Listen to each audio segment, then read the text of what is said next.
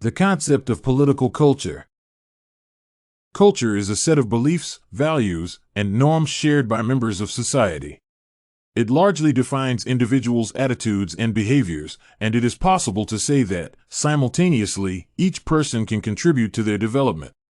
The same can be said about a political culture because beliefs and ideological symbols are its core elements.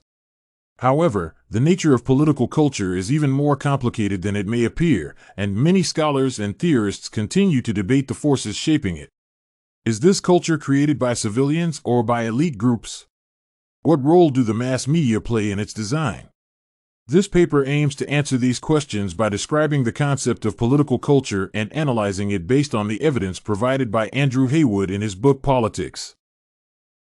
The definition of the term political culture is slightly different from the definition of culture in a broad sense. As Heywood states, the concept refers to individuals' psychological orientations or a pattern of orientations to various political phenomena and entities, such as governments, parties, etc. At the same time, beliefs and attitudes still play a significant role in forming political culture. Notably, Heywood claims that individuals' short-term and immediate reactions to particular events are the components of public opinion, whereas political culture is primarily a composite of long-term values. These cultural values determine how a person engages in political decision-making and other activities within a specific social system. In general, political cultures may be divided into three categories based on the patterns of civic engagement in politics. According to Amund and Verba, who Heywood cites in his book, they include a participant, a subject, and parochial political cultures. The former type is more closely associated with democracy because it implies that citizens are actively interested in politics and willing to participate in it. The subject culture is defined as more passive and indicates the recognition that they, citizens, have only a very limited capacity to influence government. Lastly, the parochial culture is characterized by the least active level of engagement, meaning that citizens are not willing to participate in politics or cannot do so. Normally, different states combine the features of a few types of political cultures, whereas the participant culture may be regarded as an ideal. However, Heywood notes that this approach to explaining the political culture was highly criticized because the argument about the level of civic participation rests on the unproven assumption that political attitudes and values shape behavior, and not the other way around. Additionally, such a view does not consider that the culture may include a multitude of worldviews and ideas, with different social groups having their own political interests and attitudes to existing political and social systems. In contrast, Marx suggested that every culture is class-specific, which means it is based on the shared values of individuals with similar experiences and behaviors. Therefore, one political culture may comprise as many value sets as there are socio-economic groups within a society.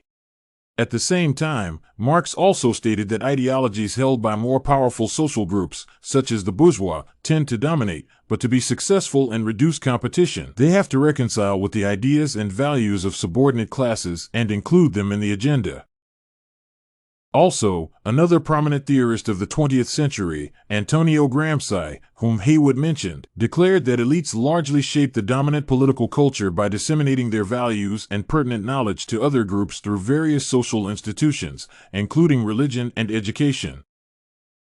Mass media can also play a vital role in consolidating ideologies, and the composition of a political culture may be significantly influenced by a group of people who control it. Heywood observes that the effects of mass media on governance and politics, as such, can be both favorable and adverse. Firstly, they may be used as a tool to promote stakeholder accountability, increase transparency within governments, and advocate for the needs and interests of various social groups.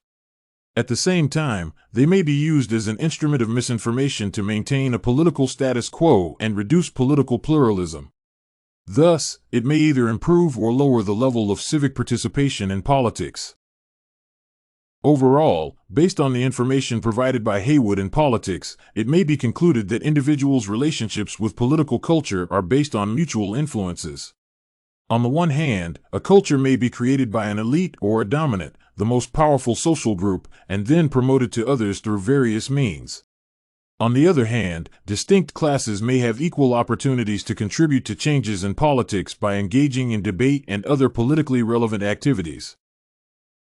However, it is important to note that mass media and freedom of speech play vital roles in mobilizing diverse social groups and developing political literacy.